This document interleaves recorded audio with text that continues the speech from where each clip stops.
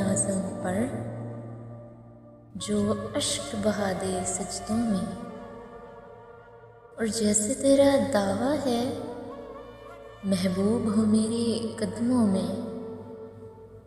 پر عامل رک، ایک بات کہوں، یہ قدموں والی بات ہے کیا؟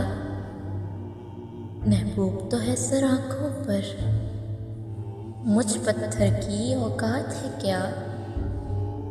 اور عامل سن، یہ کام بدل، یہ کام بہت نقصان کا ہے، سب دھاگے اس کے ہاتھ میں ہیں جو مالک کل جہان ہے۔